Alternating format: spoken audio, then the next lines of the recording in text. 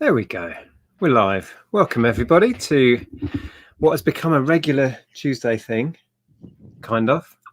Very pleased to say we have Lee with us. Hey Lee, how are you doing? I'm all good. Thank you for having me on. No, it's a pleasure. Now we first met in Hitchin, going back, what is it, over a year now?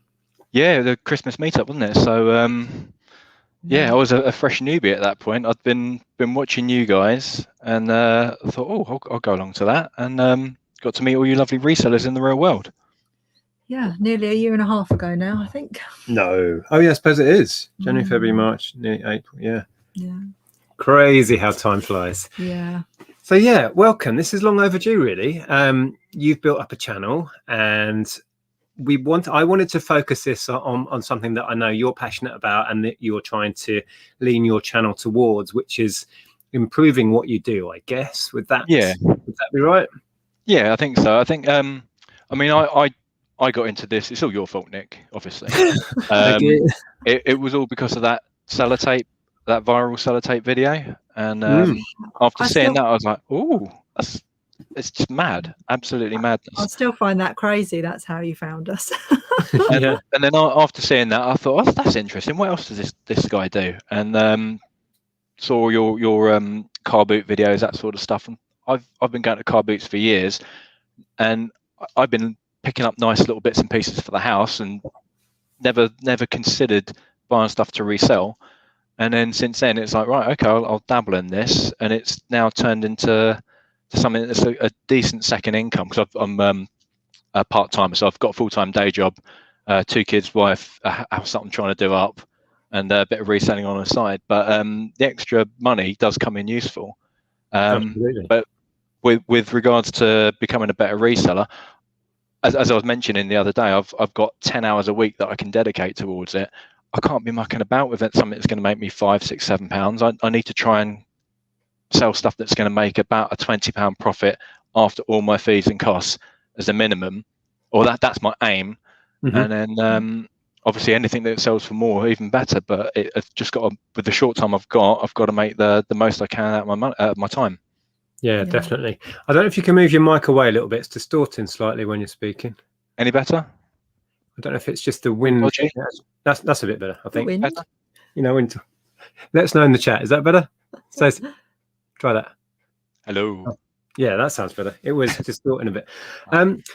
So that's interesting. I mean, touch on and the lower value stuff, because a lot of our stuff does tend to be lower value. Yeah, it always has been. We have that really strange mix of the crazy high value one-off stuff, quite a lot of the middle ground, £50 to £100, and then a shed load of the between £4 and a tenner stuff.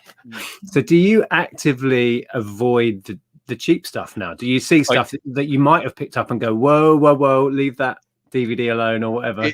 I've refined that. I mean, when I first started, it was anything that made a profit, and then I realized, oh crap, I've got so much stuff, this isn't good. Then I refined it to, it's got to make a tenner profit.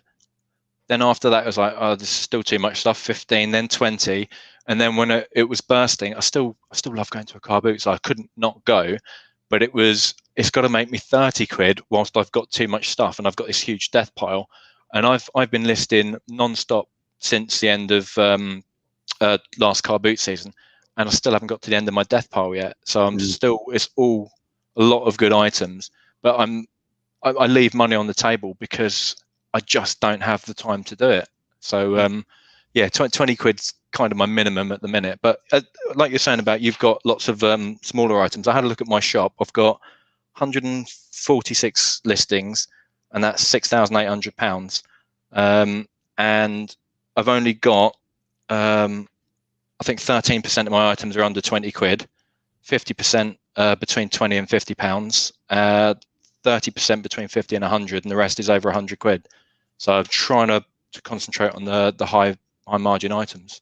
Yeah, it's definitely a consideration. I mean, just based on building up that backlog, if you can't deal with it, if you're not getting it listed, is there any point in having it, kind of thing? But on the flip side of that, if we didn't have our backlog, we would have struggled to earn a living for the last 12 months. Exactly. Yeah. So it has actually paid off for once for us. Definitely.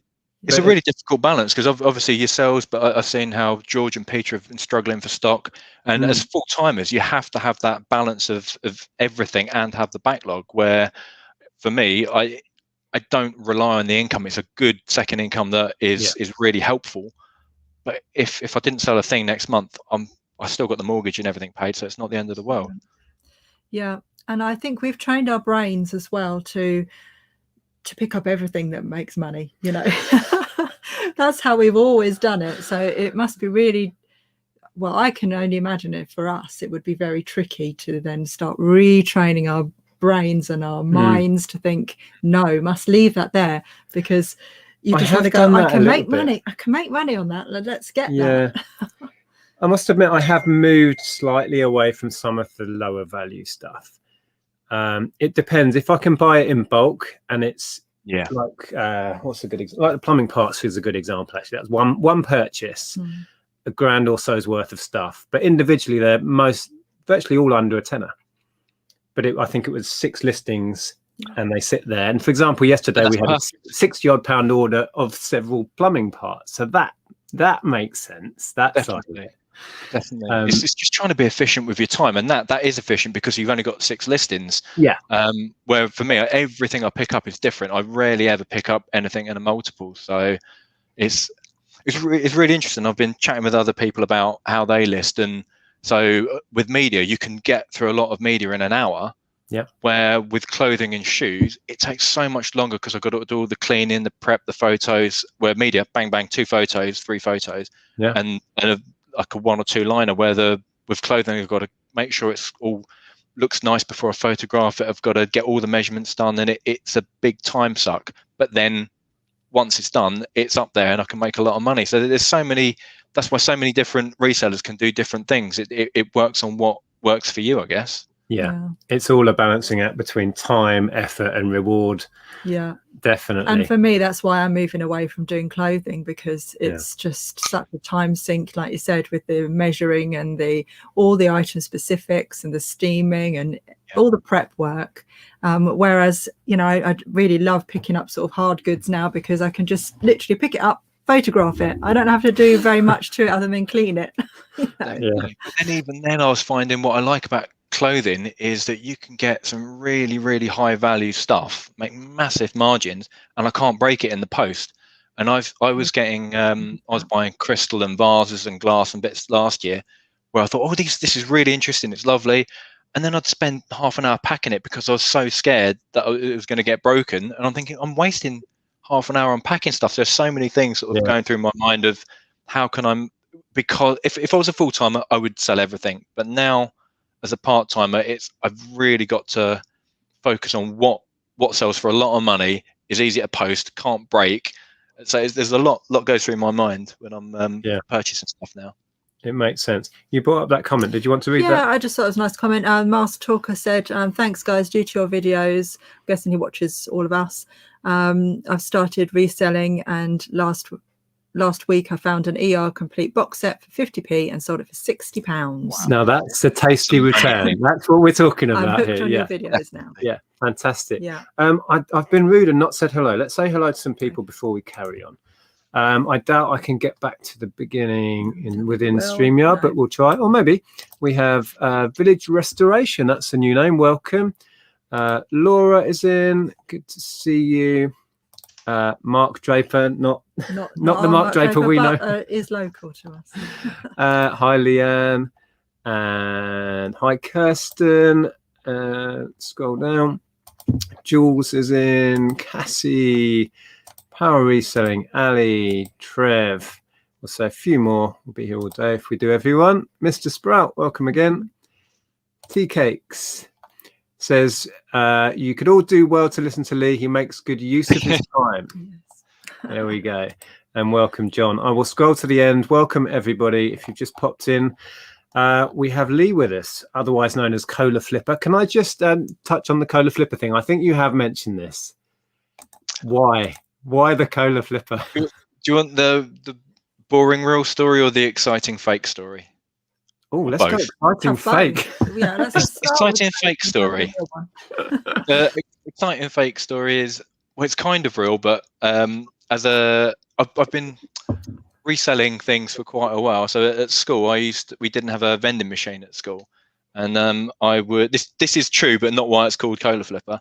I'd get my dad to go at the cash and carry, get him to buy a 24-pack of cans of Coke.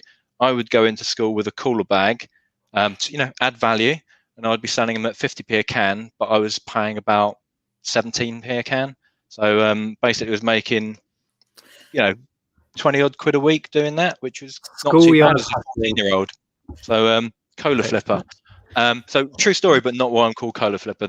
The real story is just there's a team at work which was called the Kola team, and I thought, I like that, so I just chose it. Completely irrelevant.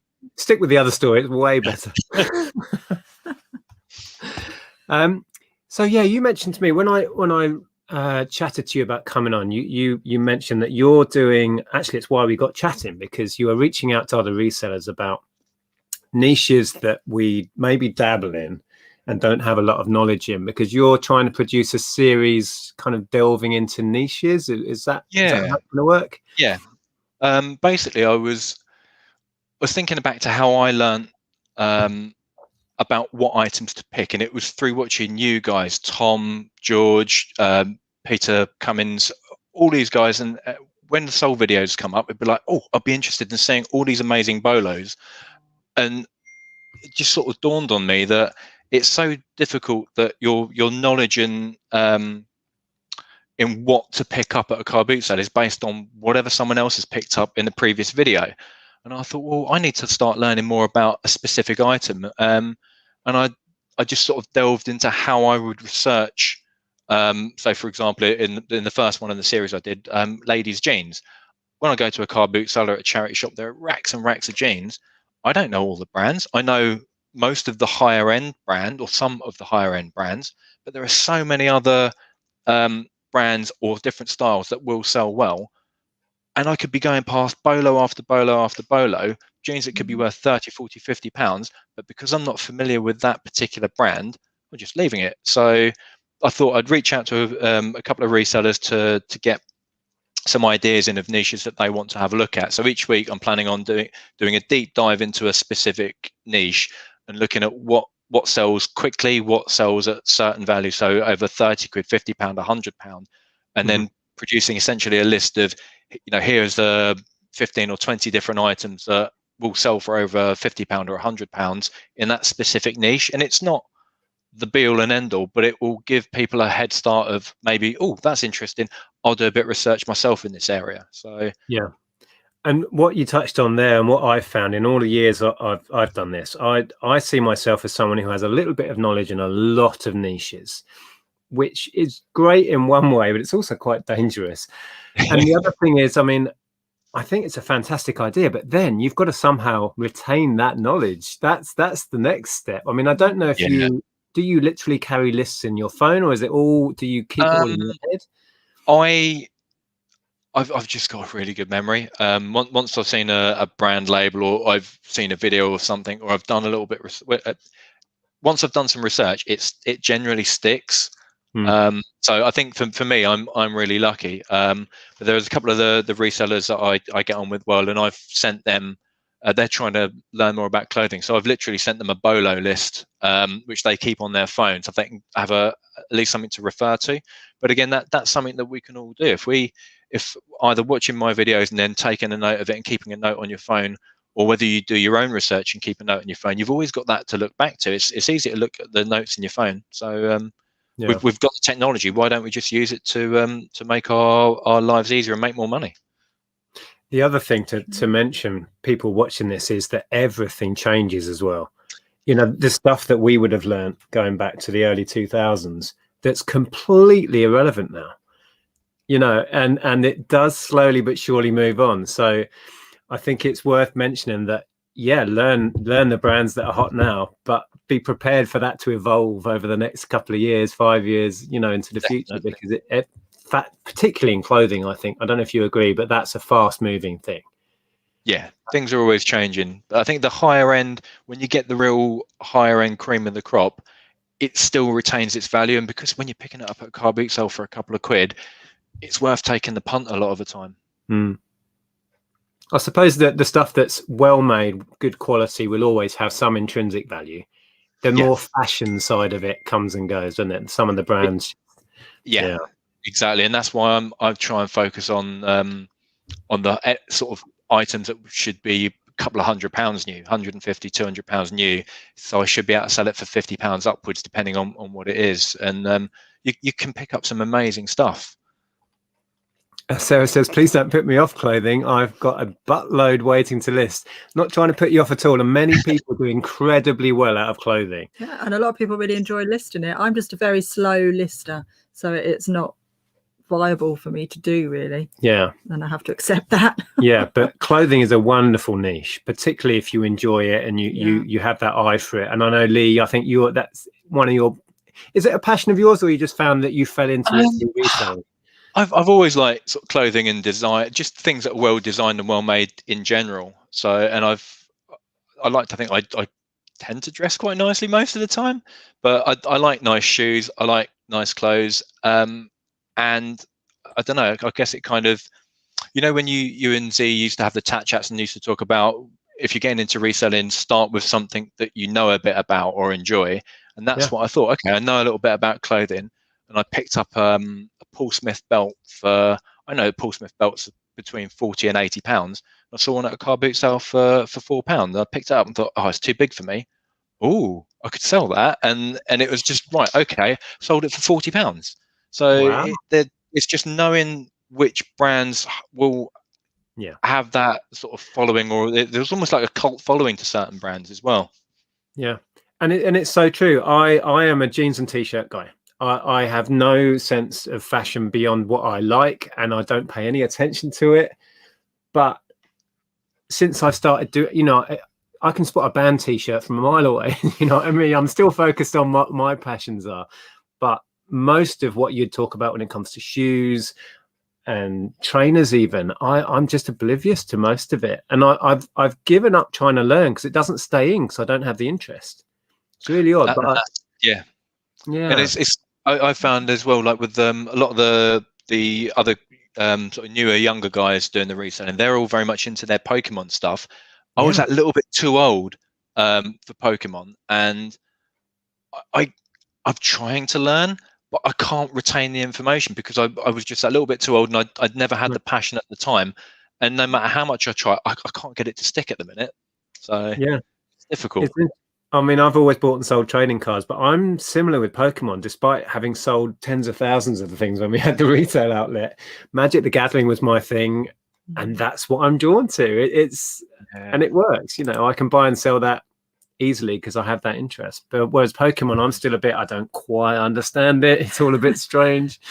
But then I've been investing in that through Mr. G, through Vinny, and What I find interesting is some people will buy the big booster packs, and then they'll open them all looking for that one card that's worth 50, 60, 70, 80 pounds, or hundreds of pounds, where I've just put them in the loft knowing that in 2 to 3 years time they're going to be worth 2 or 3 times the amount, and I'll just sell the whole lot on sealed.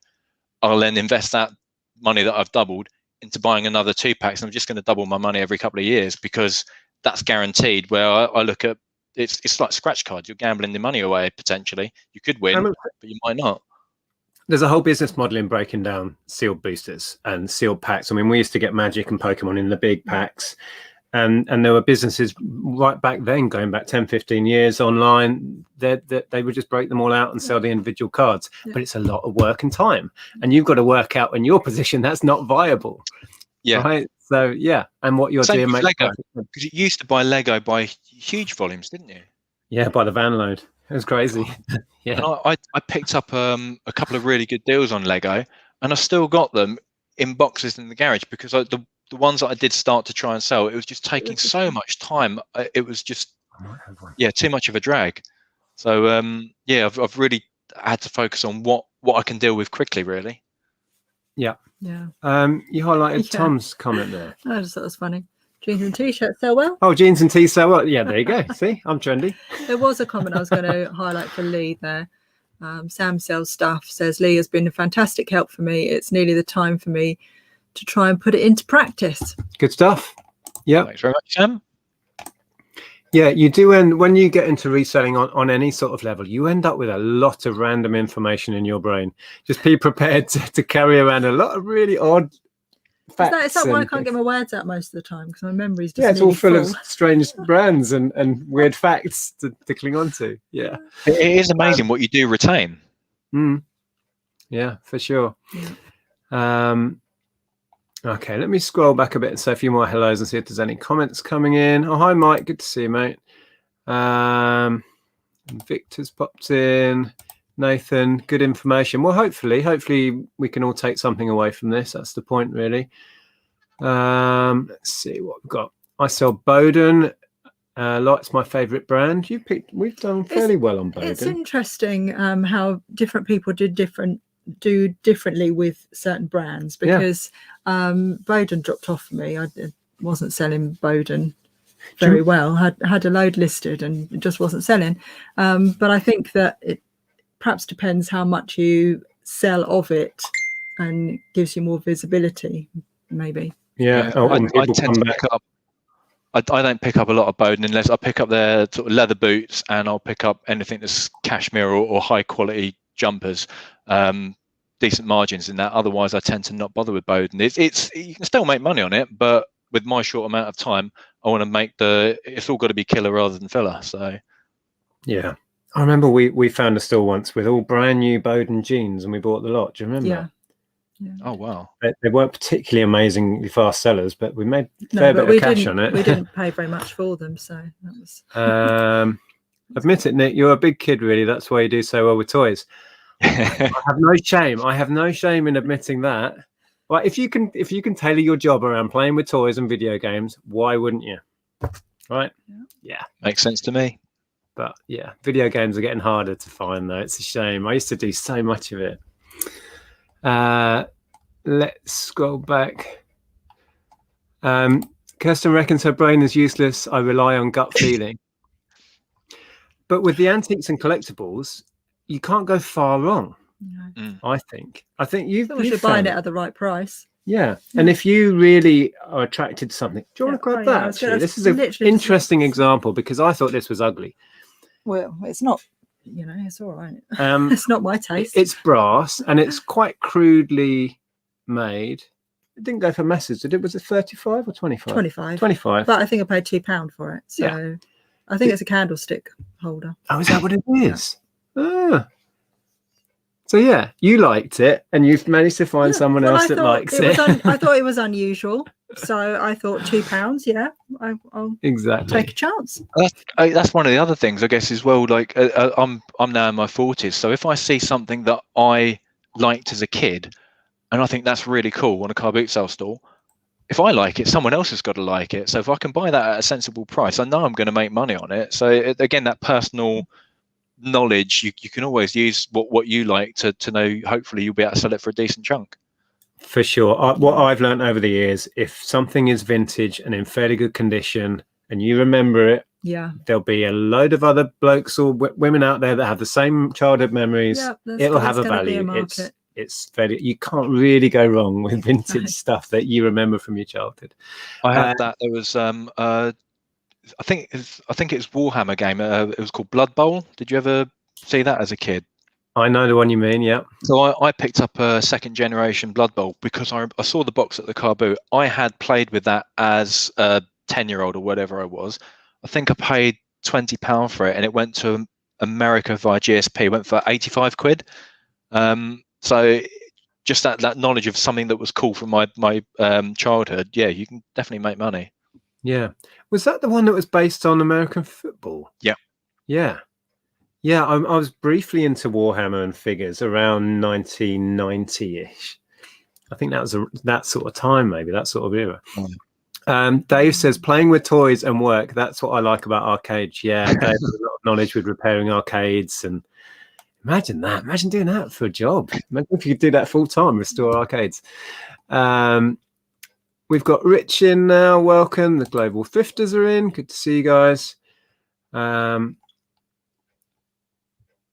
Tom says, I've done that with comics. Looked awesome, though they will sell. Still got them. Think I sold 4. Yeah, I found with comics, job lotting was the way to go. They were selling so much quicker, and although you were getting less per comic, it was worth the time to do it rather than individuals was doing my head in.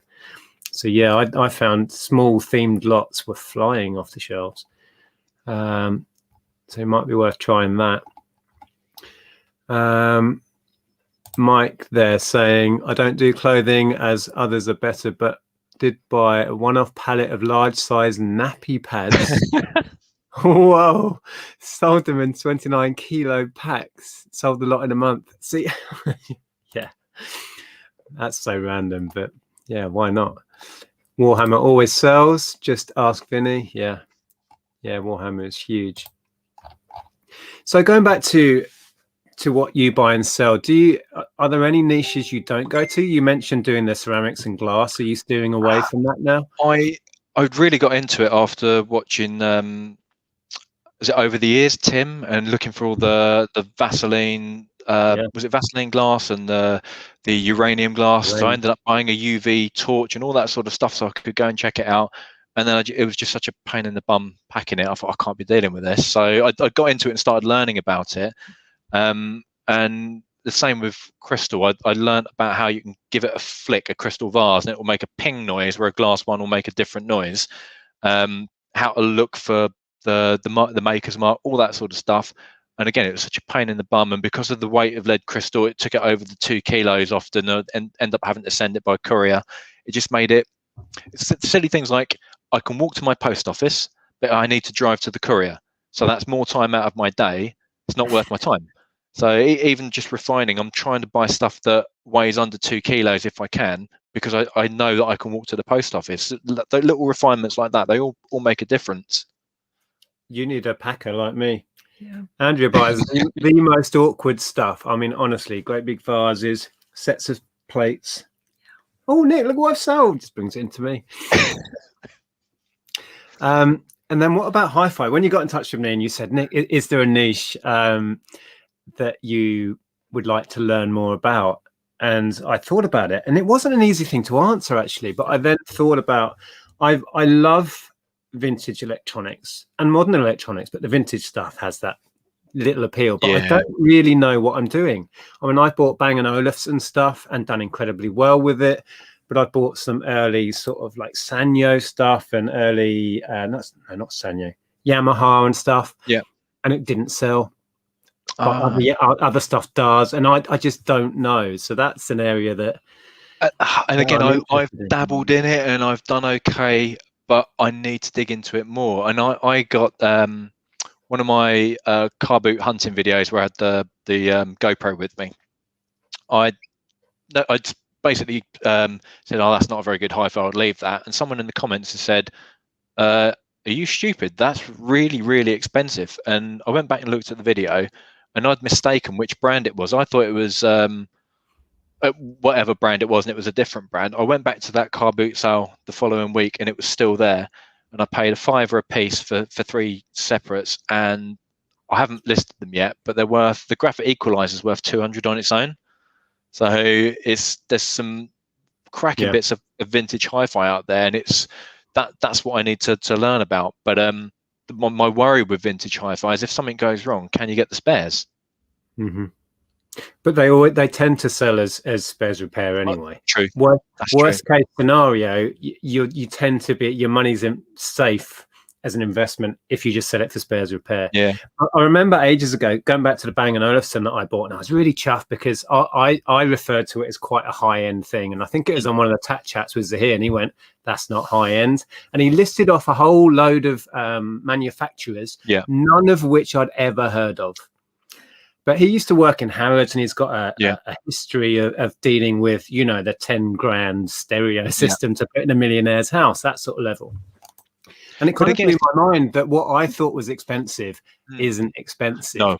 If you just have a little list of those brands, because the chance that you might spot one, and then you'll know that is worth spending 100 quid on at the boot. Exactly, and that's what I'm trying to do with this series of videos. So, for example, I've just put up a different video. I put up a solds video earlier, and there was a cardigan in there by a brand I'd never heard of. It was an Italian brand called Brunello Cucinelli.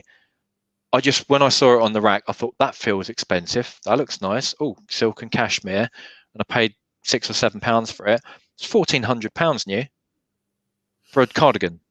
I've got a cardigan sitting here which I bought. This is what's this, Brioni? Let me show you the label. Derek's getting So if you can see, that way. Let me bring you forward. Hold on. Oh yeah, so that's a Brioni. That's £1,000 cardigan. what? £1,000 for a cardigan. What is £1,000 for a cardigan? Exactly. I can't get in that headspace of someone ever spent. That's beyond the realms. But I paid £1 for that. So car boot sale, there's a rack of clothes. I'm going through it, and it was clearly a couple who had been buying clothes in bulk and then selling it off at, they had a £1 rack, a £2 rack, and a £3 rack, and I found that in next to a pair of golf trousers, and it's like, that's Brioni. How is that here? That, like, a Brioni necktie is £300. The only reason I haven't sold it is because when I got home I found there was a tiny little repair in it where there had been a split and it's been repaired, so I thought maybe I'll wear it for a year, then I'll sell it on. So yeah, I couldn't afford to spend £1,000 on a cardigan myself, so I can afford £1. It's amazing. But that's what I'm talking about, having that knowledge of those brands. So with the HiFi, I'm going to look into it. I'm going to find out, what are those brands and the certain items that will sell for £300, £400, £500, £600, £700. And even if you've got a list of 20 items that you just have in your brain for when you happen to see a HiFi, is it there? It is sometimes having a few key names, like with fishing reels. There's a few little names that if you can have in your head. But I don't know, when you do your research, if there's a way of some giveaways that something is that something's well made. Is it the connector? Is it having gold connectors? Is it having a certain type of connector? So I know there are a few things that I look for, but I don't really trust my knowledge, I think is what I'm trying to say. You know what I mean? I bought and sold enough that I can spot quality to a degree, but it's a tricky one.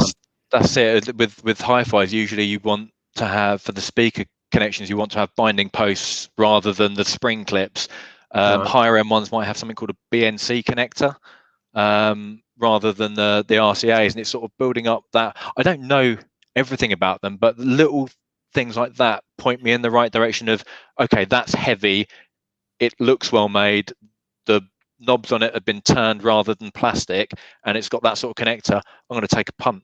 So yeah, that's the sort of thing, the little indicators that give you that little bit of confidence, because you know what it's like. Sometimes we all have a mark in our head, maybe it's 20 quid, where we start going, oh, that feels like a lot of money.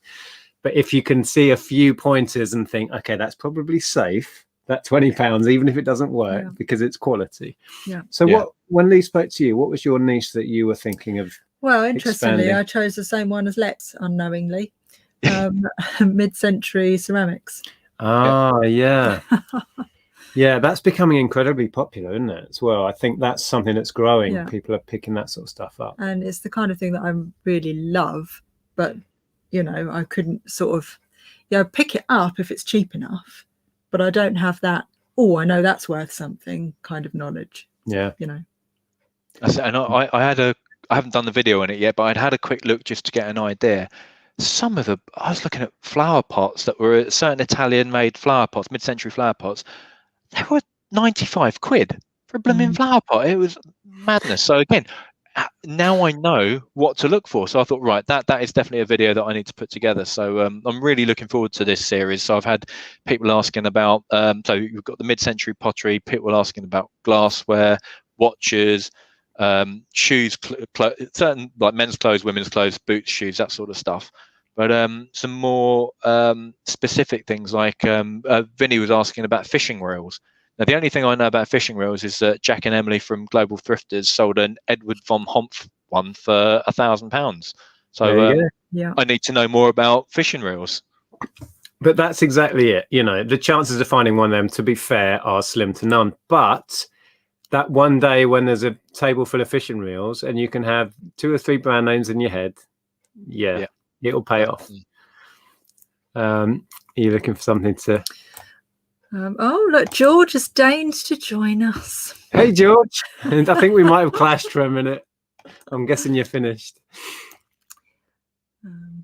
So is George saying it's his last stream of his 20s? Yeah. So is his birthday tomorrow? I'm not sure. It's just making me feel old. That's all that is. Wow. Yeah. Happy birthday if it's soon, George. Is Dave talking about Andrew's jugs again? Never stop.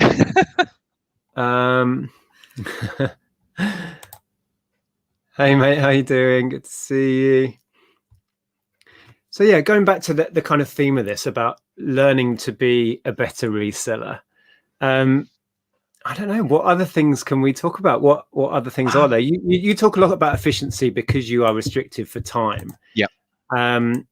And I think, to be fair, any lessons you learn in that could be applied so well to the full-timers. Oh yeah, totally. Yeah. We just think we have a lot of time. We don't really. Yeah. You know, it would help people to work smarter than and harder, kind of thing, as they say. Yeah. That's what we're no good at. We're hands up.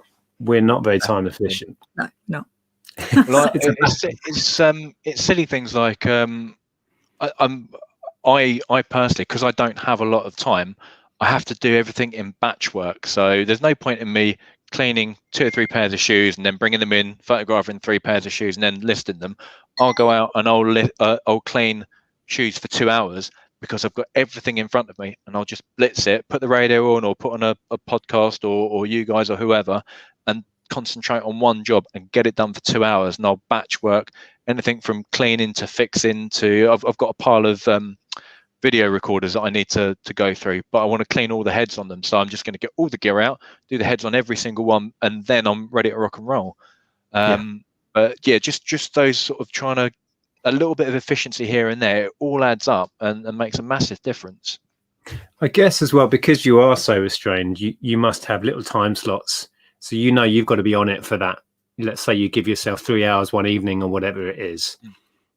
I kind of envy that kind of, when your time starts and ends, because our time doesn't start and end. So it should be easy to manage our time, but it's not. And I mean, funnily enough, when we've had retail outlets, you have that start and finish time. You have a time when you're supposed to be open and open the door, and you're there till you shut it.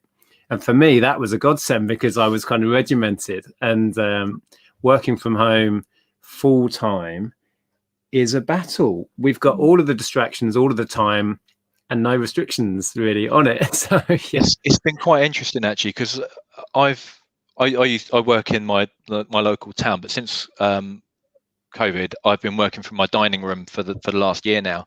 And one of the things that came up in one of the work meetings was some people have felt even more under pressure with working from home, because they're saying, I'm not working from home, I feel like I'm living in my office, I'm living at work now. And it's not having that grey area of not knowing when to switch off. And I think it's really important to have I will stop at this particular time, otherwise you can just fanny around and just sort of go on through the night. And it's really important to set sort of schedules. And it's not saying I must do this at this time. It's sort of having your task list of, I'm going to get these 3 things done by that time. If I haven't done it by then, I've got to move on to the next thing. Yeah, it's really easy to drift, and then all of a sudden your day's gone. Definitely. I think the other thing I've always battled with is I'm kind of, we made this decision to work for ourselves because we didn't want to be constrained. We didn't want to work for the man. All of those kind of hippie ideals, which I still live by. And whenever I try and constrain myself, I rebel against myself. Yeah. It's bizarre and stupid, but it happens all the time. Too. I do too. Yeah. So it's a constant battle of thinking I really should be more efficient and at least list, 10 things today, and then I'll drift off into my own little world and it doesn't happen. But yeah. I'm not good at organizing myself. I'm not good at structure. I'm not good at making lists to do things. No. I like to be flexible and go with the flow. Yeah, it's interesting. We've got about 15 minutes left because I want to hand over. Oh, actually, I don't know if Lainey won't be doing anything, will she? Oh, okay. We're not worried about time. There's a question there from Global Thrifters. Yeah. Oh, I massively miss it. I really do. So the Global Thrifters know that in the town I work at, I've got 14 charity shops that I could walking distance. So I'd try and hit 2 or 3 every lunchtime. So basically my lunch hours were out of the door, and I would hit the charity shops and then get back to work. And I would, every day I'd be coming back through the past security with massive bags of tat. I think looking at my taxes, for expenses, I'd spent over £3,500 in charity shops in the last year. So charity is doing quite well out of me. What did your the security guards and your fellow workers think? Were you open about what you were doing, or not? Yeah, I mean, I didn't sort of blatantly talk about it, but if people asked why I'd got bags of stuff, I would show them, and then sort of it would be show and tell. Certain teams would come back and ask me, "What have you got?" And they'd want to have a look through it every lunchtime. Yeah, it's fascinating. Yeah, Kieran's go with the flow. That's my type of regime. I like it, Andrea. Don't worry. Kelly says, "Yay, reselling hippies." Reselling hippies. A new T-shirt coming out soon. No, it's not. No. I guess that brings me on to something else. I like that. Saying how sort of not writing lists and stuff like that. I didn't bother with that when I started reselling. I just do what I wanted when I wanted, and that's how I've ended up with a conservatory and a shed full of tat, because I've not focused on needing to get certain things done. And so I've now got an accountability partner, Lizzie, who runs she's also a reseller. She runs Little Cherubs baby clothing. So she's got an eBay store and Instagram, and we got chatting. And what we now do, start of the month, we'll got ourselves goals and say, I will list X amount of items. I'm going to clear out. So for example, my one last month was I was going to list how many items. I'm going to go and get all the spare parts I need for the electronics that I need, so that next month I can then sit down and actually fix them. I'm going to go and get all the Thomas the Tank Engine toys out, get them cleaned because they're sitting in my death pile, and literally have a list of things that I will get done in that month. And if I don't get them done, I've got to answer to her. And she hasn't told me off yet because I've been hitting my targets, but it's such a silly thing where I was watching you guys doing the listing challenges, and whilst I like the whole competition thing, I wouldn't be able to do it. And if I was listing that hard, I wouldn't be doing something else that I needed to do. So it made sense to set my own goals and just have someone who's going to tell me off if I don't hit them. And that's helped me focus that it doesn't matter when I do my listings in the month, as long as I get them done before I get told off. So, and that's been really good for me.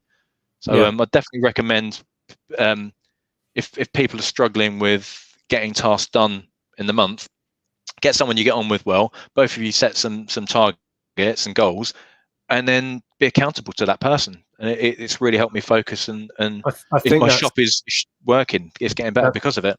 It's a really good idea, and the key word there is the accountability thing. And that won't work for everyone. I think the key is finding what works for you. And if that is having somebody almost looking over your shoulder, or knowing that you've got to speak to them in a week and tell them what you've done. And you touched on what I was going to say in response to that, was when I've done the listing challenges, I have never been so efficient, because I am fundamentally crazily competitive. So using that element of me in a fun way, it's not like, but that motivated me no end. So we'll probably do another one of those. I've done several, and that works for me, and it's something I should do more of, I think. You highlighted Kirsten's comment. Did you want to read that? She said, "I like the idea of being efficient, but it's never going to happen." One day, I'm totally with you, Kirsten. One day, maybe. Totally with you. What else do we have there? People talking about boot sales coming up. Yes. So you mentioned charity shops there. That was obviously a key part of your sourcing. Do you have many? Where are you based in the country, actually, for people that may not know? I'm in Watford, so not too far from you guys. Yeah, so plenty of opportunity for boot sales, I guess, then as well. Yeah, there's about 6 that I frequent. There's 3 that are really good. But to be honest, this year, because I spent so much money sourcing last year, and I've got such a big backlog still, that this year I'm going to go in and set my bar even higher and not buy anything unless I can make 30 quid profit, hopefully, just until I get the backlog under control, because I just want to have my eBay shop, I just want it full of bangers. I don't want any lower priced items, and just keep pushing that that average profit per item up and up and up. But the car boot sales around here, pretty good.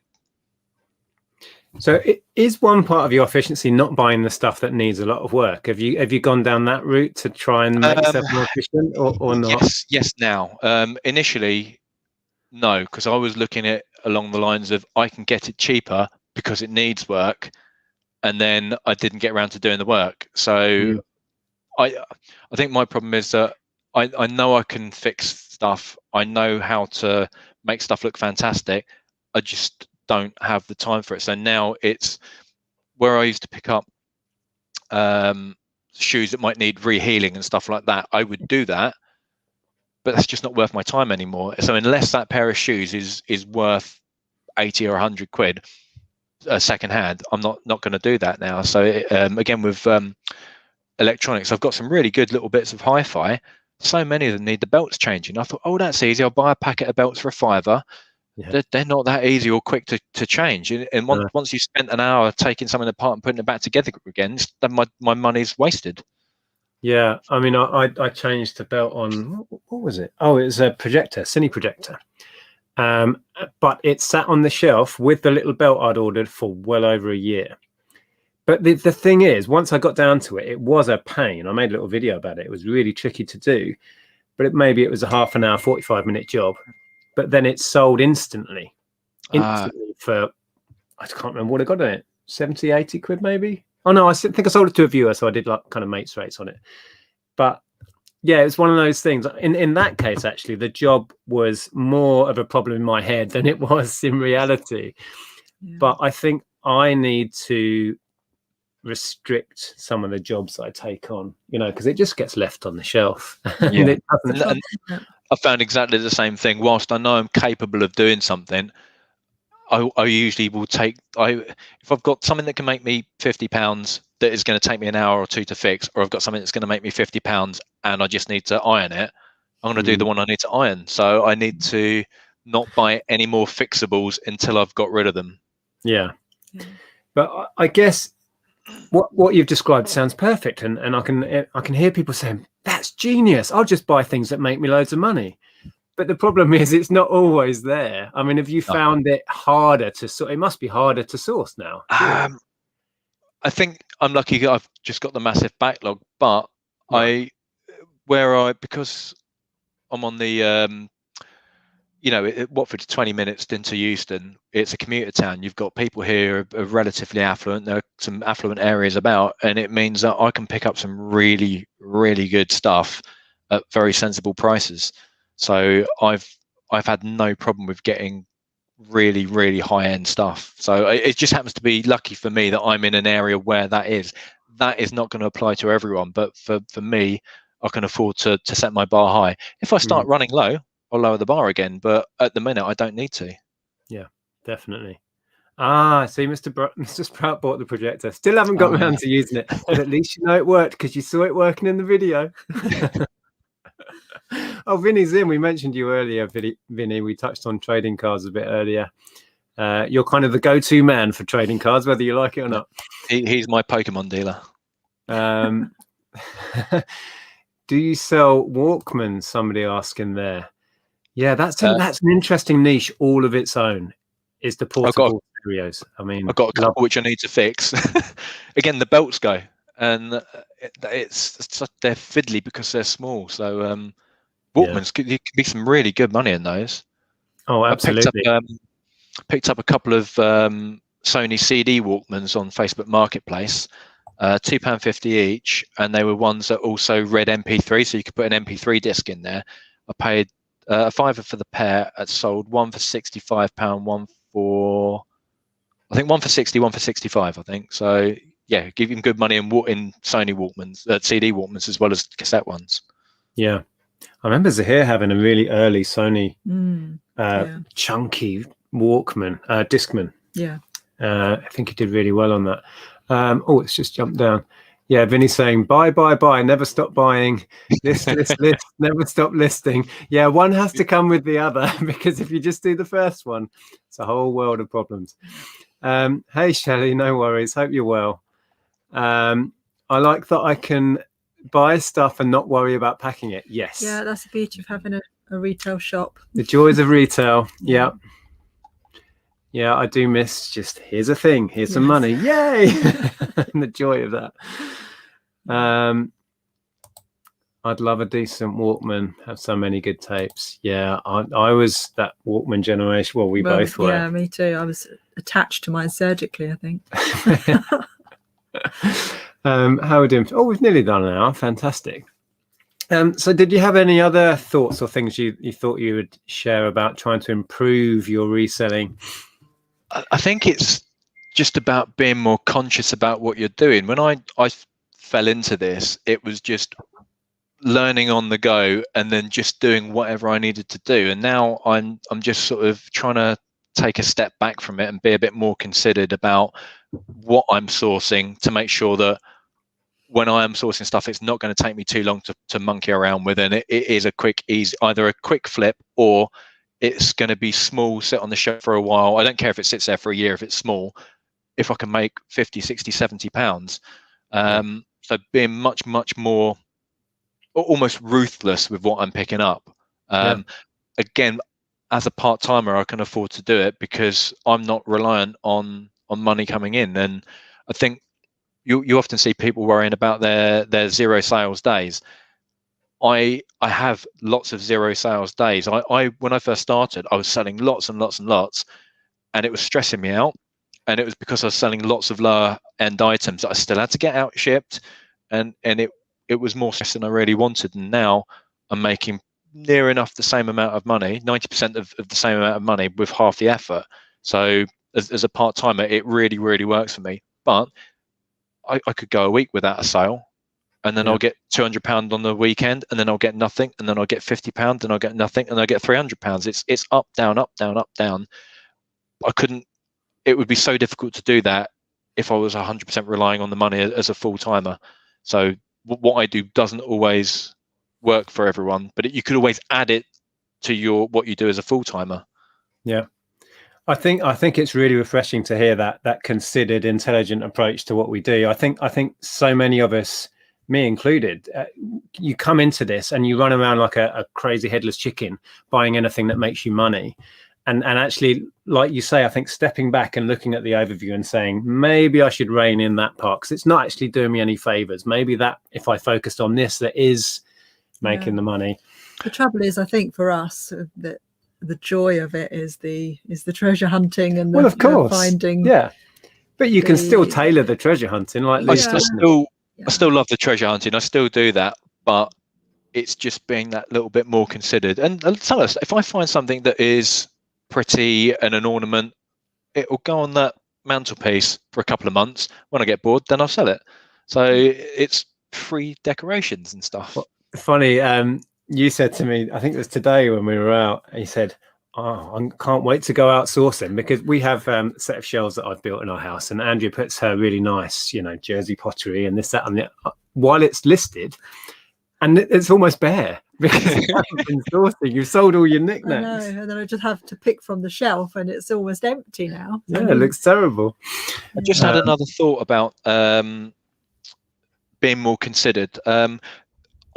I personally, when I list everything, I've got a spreadsheet, so I put on my spreadsheet what I've approximately paid for it. So I don't always write down the exact amount, but by keeping a record of what I've paid for items, I can then have an average for a category. So I know on average, I pay £4.60 for a pair of ladies' trainers, £3.20 for ladies' shoes, £7 for ladies' boots, £16 for ladies' coats. But then I also keep a record of what I sell them for, and then my averages.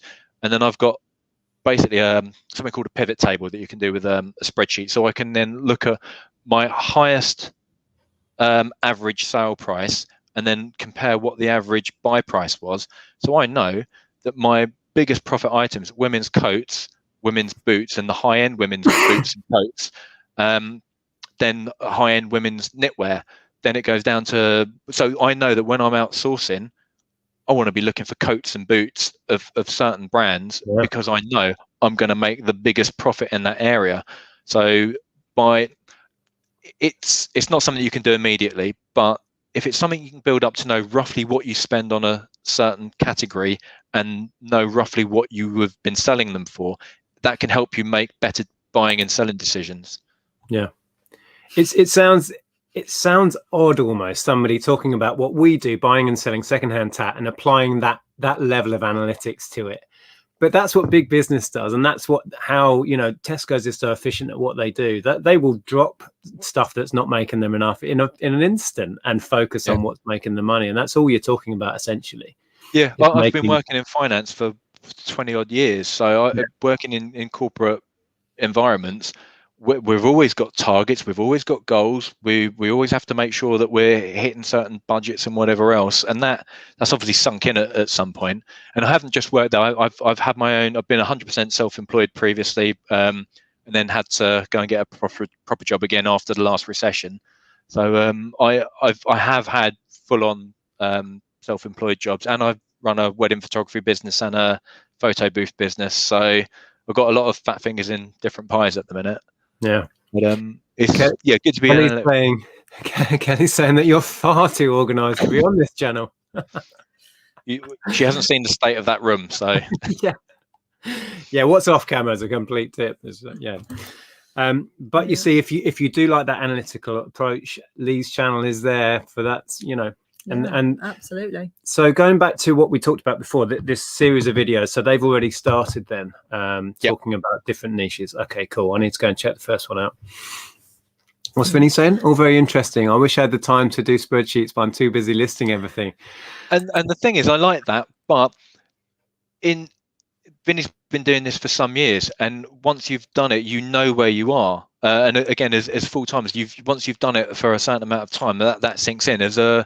As a part-timer or a newbie, it's good to keep some of that information to help you learn. And the more information I've got now I don't need to rely on those spreadsheets anymore. But for my first year, it really helped me improve my profits quicker than if I'd have just been less considered and just buying this, buying that. At least now I know I need to focus on this, focus on that, because I don't have a lot of time. Yeah, it makes sense for sure. Let's dip in the chat for a minute. Okay. Richard, hi. I buy any crap sometimes. Sometimes I win, sometimes I lose, but I have fun. If you're having fun, you haven't lost, right? In one sense. And it depends how precious your time is to you. And I think that's the big factor that Lee's touched on here. Having the day job and having to squeeze this in around it has made you have to be efficient. Yeah. And it's fascinating that the insights that are coming out of that. What's Shell saying? Lee, he's our man. If you can't do it, no one can. Well, there you go. There's a t-shirt for you, Lee. Get that done. Sounds good. Okay, fantastic. Well, we're at the hour, believe it or not. We have waffled for an hour. So I have linked Lee's channel. So please go over and give Lee some support over there. Have a browse around. And how often are you putting out content over there now?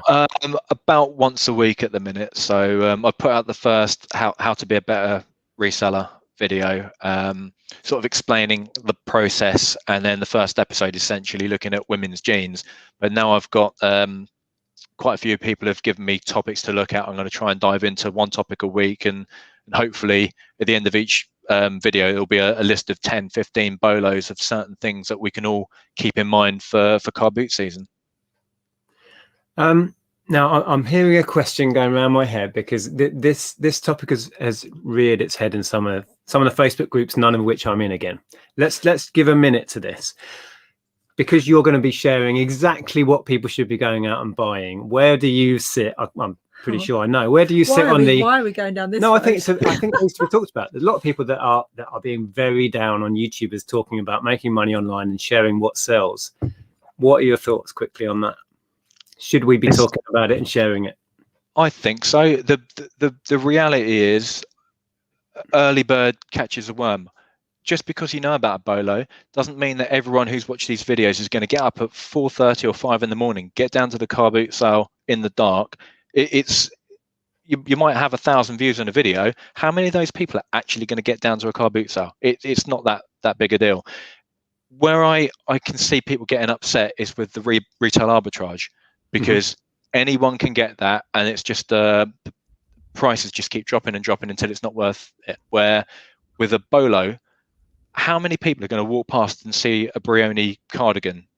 It's such a small amount. Okay, it might mean there is going to be more competition, but how many people at my specific car boot sales? So I think it's a lot of people getting their knickers in a knot for no reason. Retail arbitrage is a different thing, but yeah. Yeah, I agree. And we've actually made videos about RA, and what we've done in the past is leave that video a month until the stores have all sold out, because otherwise you are creating direct competition. Anyway, I just thought I'd throw that in as a curveball at the end. Should we wrap it up, or did we have anything else we wanted to chat about? No? Okay, cool. Let's have one last dip in the chat before we wrap up. Good one to end on, really. This one? Yeah. Do you want to read that one out? Yeah. Elaine Pole says, the niche lady says, you can't go broke making a profit, even if you only make a few dollars or pounds. Fair enough. Okay. Well, thank you so much, Lee. That was a joy. I enjoyed that. Oh, thank you very much for having me. It's been a pleasure coming on to see reseller royalty. So. Oh, don't you start with that. You've met me. You know I'm just never. So yeah, we will be back next week, I think, on a Tuesday. I haven't got anything organised because that's how I roll. But thank you so much for joining us live, if you did, and thanks for the questions. I hope we touched on a few. We kept Kirsten awake. That's good. Stayed awake. Well done. Wow, we did well. We kept Kirsten awake. If anyone's got any topics that they want me to do a deep dive on, if they go onto my videos and just put it in the comments, I've got a list that I'm curating. So yeah, if anyone's got any ideas what they want, I'll do a deep dive and do a video at some point for them. Fantastic. Okay, so we'll leave you all there. We'll be back on Easter Sunday with a hangout. So we'll see you Sunday, if not before. Thanks again, Lee. Appreciate your time. No problem. Thank you for having me. We'll see you all soon. Yeah. Bye. Take care.